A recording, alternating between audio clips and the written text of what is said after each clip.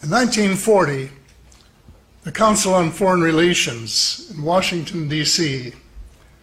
decided that that Hitler was going to lose the war and that they should start preparing for the next empire, an American empire. And it was to comprise all of the area that Hitler had coveted, including the United Kingdom, all of North America, New Zealand, Australia, and much of the Southeast Pacific Rim. And they've been working at it ever since. They have linked forces with other organizations since, including the Bilderbergers, a post-war organization in Europe, which is the most secretive and one of the most powerful, if not the most powerful organization in the world today.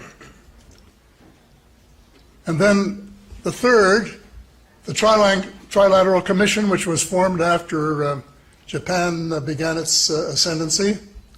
And these three have been working together, and I call them in my books the Three Sisters. They are the sort of the root of what I now call cabal, and other people call it the cabal as well. The cabal comprises the banking cartel, the oil cartel, the big transnational corporations, the intelligence agencies, many of them, but including the CIA, the FBI, the NSA, and a couple of foreign ones, the MI6 from the UK and the Mossad from Israel, and a huge slice of the American military. And they are the cabal, and they have been running the United States for the last half century, to the point where presidents have been little more than talking heads, and the Congress hasn't had a clue as to what was going on.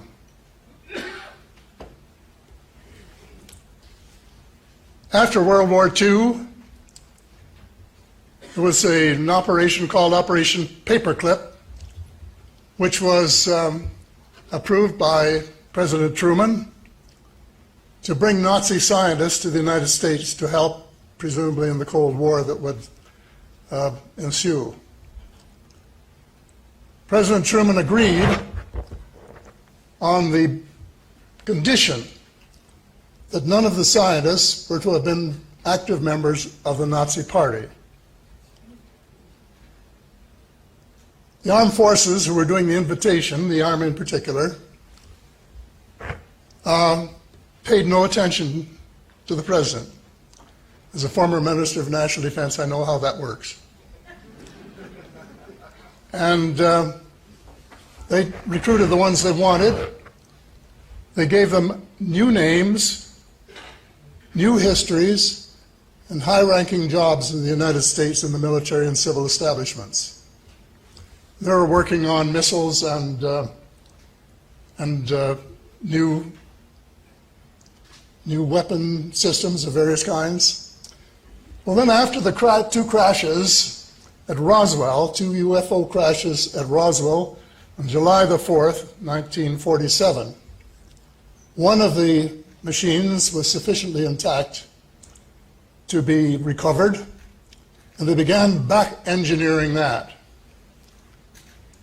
Before long, they moved the operation to Nevada.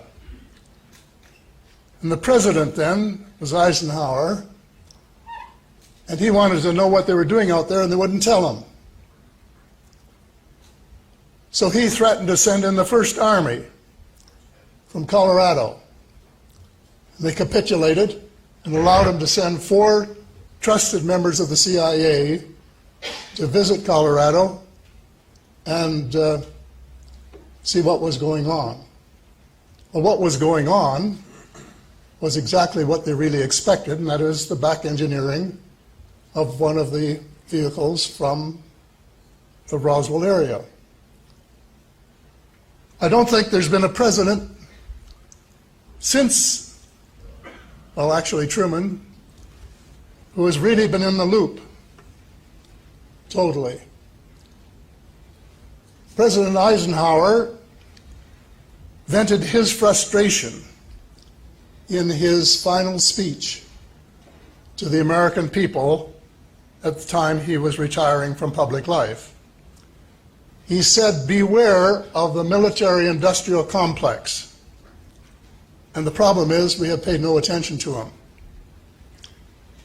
An eyewitness who had worked in the company of President Eisenhower said what he was really concerned about was that the ET file had fallen into the wrong hands.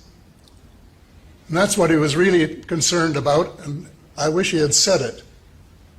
But that's, I guess, when the cover-up really got underway in earnest. Well, a lot of water has gone under the bridge since then. This cabal, their end game, is a world government. They're calling it the New World Order, which is unelected and accountable only to them. That's what they're doing. And they're well on the road to do it. And you know, they were smart. They said, we won't do what Hitler did and try to take over all this world, these countries, by military means. We will do it by using our brains and using the monetary system to crush the various countries to the point where the people will be glad to accept a military government. And we will use trade agreements, which are not really trade agreements, but which are, in effect, transfers of power from the people, the elected people, to the banking cartel and the transnational corporations. And they put a thing in the trade agreements which is called the dispute settlement mechanism, and it actually works this way, that if any government, like a provincial government in Canada or a state government in the United States, does something that affects the profits or potential profits of a foreign company, they can sue the government of Canada for lost profits or even lost potential profits, can you believe? They have more rights in Canada than Canadian citizens, and of course it works the same way with the United States. It's wrong in principle. Two final words. The reason they don't want us to know what they're doing is because of too many of us knew what they were doing. They might not be able to get away with it.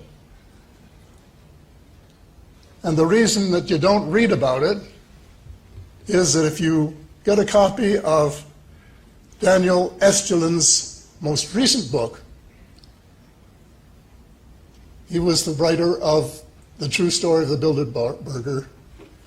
There are several pages, chapter and verse, that show that every major news outlet in the English-speaking world is controlled by a Bilderberger.